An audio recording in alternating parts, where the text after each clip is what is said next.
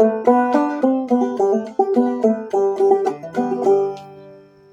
everybody, welcome back to this third video in our series on learning to play the clawhammer banjo. On the first video we talked about basic clawhammer theory. On the second video we talked about getting the motion down with the right hand and learning to do the bum ditty, which is this rhythm.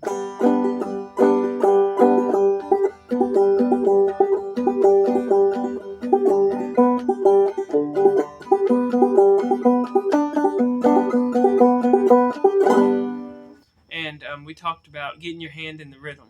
And as you do that, your hand's going to get used to that rhythm, and it'll go from being extremely hard to suddenly you're going to realize your hand is relaxed as you do it. And you won't really have to think about it, it's just going to happen automatically. So if you're really working on your right hand still, and it's still very difficult, keep working on that. And in that video I showed how that really once you get that down, you're really far toward knowing what you're doing and being able to really advance on the banjo. The next thing that you'll need to consider is going to be the left hand, and that's what we're going to focus on in this video. What do I do with my left hand? The left hand is important because it allows me to play a melody. It allows me to back up my singing. So let's take a look at the left hand. I'm going to bring the camera up here closer, and I'm going to show you how to use your left hand on the banjo. So when we're looking at the neck of a banjo, we got 5 strings. The 5th string, this little short one up on top, you're going to basically ignore it while you are playing your left hand. So forget completely about that one. So we're only going to be dealing with the bottom 4. The other thing to keep in mind as we're doing this is going to be these frets. So right here at the very end where these strings go through the banjo and where they're divided off into their different categories, that's called the nut. After that, each one of these metal bars is called a fret. The only ones we're going to need to concentrate right now is going to be the first 5. So 1, 2, 3, 4, 5. An easy way to remember it is the 5th one is where this little nut is, where the 5th string, that little short string, goes through when it touches the neck. So just 1, 2, 3, 4, 5. Count them that way. And 1 is the one closest to the tuners. 5 is the one closest to the banjo head. You're going to hear people say fret this fret or fret that fret. What that means is when you go up to it, you're going to push down the string onto the neck of the instrument. And when you do that, you're always going to do it right to the tuner side of that fret. So if somebody says, do it on the 2nd fret, you would go to whatever string's being talked about, and you would put your finger down right to the left of that fret. See how that works? You don't want it over here. You don't want it right on top. You want it right behind it, just like that. And so just keep that in mind. That'll make your playing very clear. Now, what we're going to do here is we're going to illustrate how that the tone changes as you move up the neck. So we're going to look at our bottom string here, our D string. That's your lowest string right here. That's the one you're going to see referred to as number 4 on any tablature. So go ahead and pluck it and hear the sound it makes open. Now go ahead and put your finger on the 1st fret that is right behind that 1st fret. See how that changes the pitch and raises and lowers it? Now go to the 2nd fret, 3rd fret, 4th,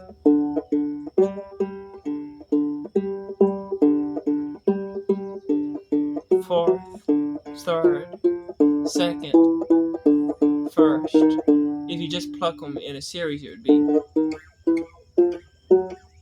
You can see how that raises the pitch. By moving your finger up and down the strings, it changes the notes that the banjo is going to sound, allowing you to play different songs and melodies. So, there's a few ways to go about this. The banjo can be played as a backup instrument. It can also be played as a melody instrument. As a backup instrument, it would be doing something like this.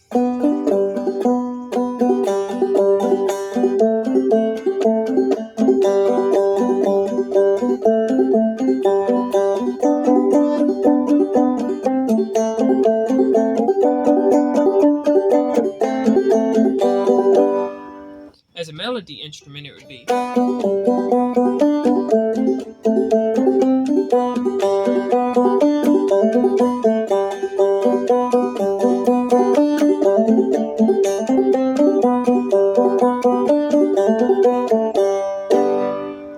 And so both are done through the notes you're holding down on your left hand. So let's begin with some simple basic chords, and then we're going to move on to melodies from chords. I prefer to learn chords first because the melodies really find themselves inside of the chord structure. So when it comes to chords, a chord is multiple strings that sound in harmony together. For instance, if we on our banjo play our third, second, and first string, though that's a G, B, and a D. Those compose the chord of G. And you can hear how beautifully they sound together. Now, if we need another chord, the two you're going to use the most on so many old time songs is going to be C and D. Now this is what a C sounds like, and this is what a D sounds like.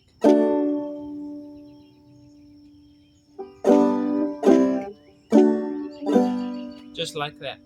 Now, if you learn C and D, you'll be able to play almost every old time song. Not everyone, but you'll be able to play so many of them. So let me show you how to do the C and how to do the D. We're going to do D first because it's a little easier, and there's a few variations of D on the banjo. You don't need to know that right now. You just need to learn the first variation, which we're going to call D7.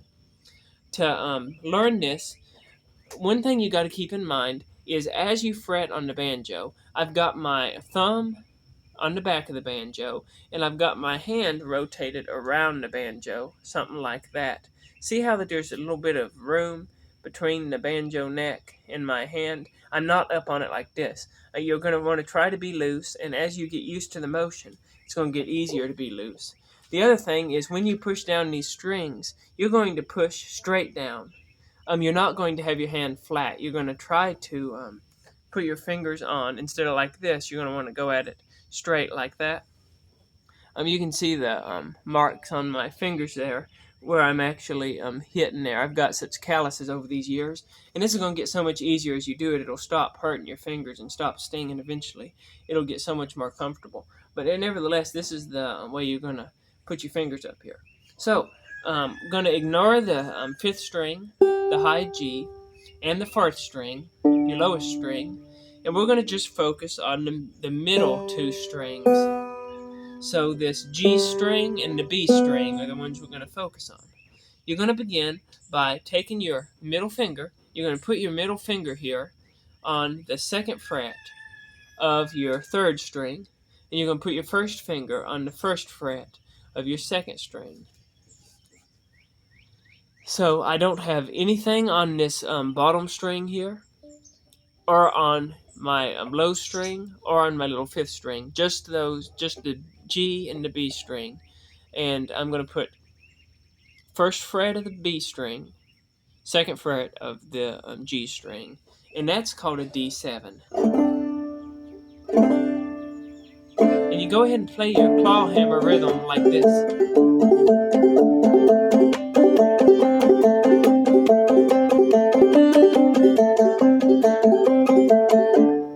And you can play it and you can notice how different that sounds. Then lift your hand up, go back to regular tuning.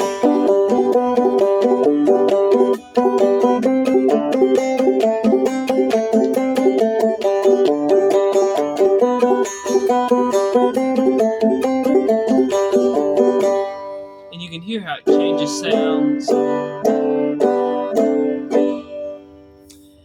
So practice that D7 till you get that down. The next one you're going to learn after that is going to be C. And like I say, once you learn these three, G, C, and D7, you're going to be setting good. The banjo, since it's an open tune instrument, you don't have to do anything with your left hand to play the chord of G. All you got to do is strum it with your right. As we made note, this is D7. Now let's look at C. C is not very difficult. It may take a little bit of stretching, but when you get to where you can do D7, Should be pretty easy for you to do C. So when it comes to C, we're going to put our first finger in the same place we had it when we played our D7. It's going to be the first fret of the B string, or the second string, the second up from the ground.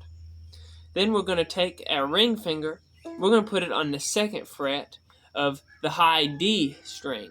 That is the very bottom string. We're going to put that finger on the second fret of it.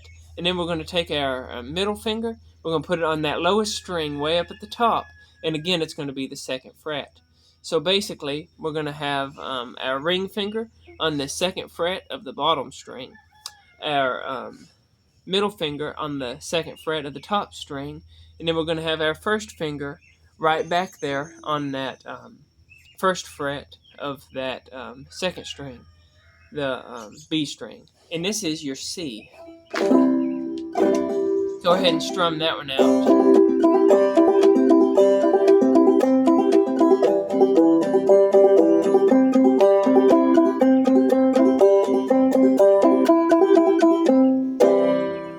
Take your hand up and play the G.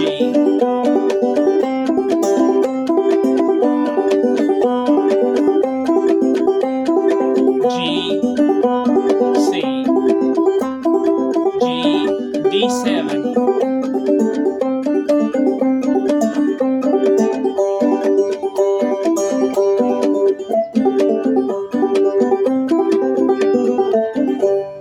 And once you learn those chords, you're on your way to being able to play almost any old-time song on a clawhammer banjo and harmonize as you sing. So again, G, the first one, you don't need to do anything with your left hand. The next one you got to learn is D7. Again, it's this simple shape. Ring finger on the first fret of the B string, middle finger on the second fret of the G string.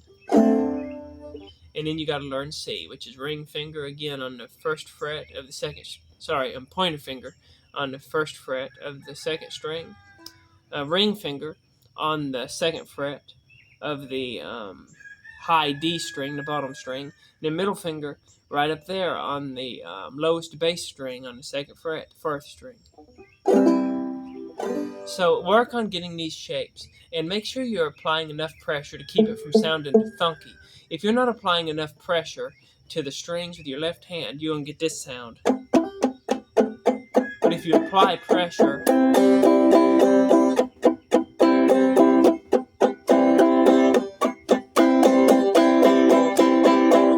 you're going to get this thunking noise like this. So apply a little more pressure, and it's going to clean right up. So that's the next thing to work on. Once you start getting this down, you're going to be on your way to being able to play so many old-time songs. We talked about it last time, so we'll do it again, the Worried Man Blues. If you look up here with my hand, it's not going to use any chords other than the ones we've already went over. With the basic bum diddy rhythm, it takes a worried man to sing a worried song. Here comes a C. It takes a worried man to sing a worried song. It takes a worried man to sing a worried song. I'm worried now. There's your D7. But I won't be worried long. Once you get them chords, you can play that song and sing it, no problem at all. And that's true of so many other old-time songs. So work on getting these chords down with your bum diddy rhythm.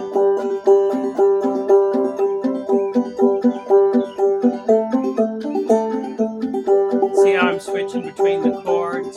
C, G, D7, C, G, D7, G, C, G, D7, G. Thanks for watching. If y'all have any questions, put them down in the comments. I'll try to help you if I can. Thanks for watching, y'all. Have a good day. Bye-bye.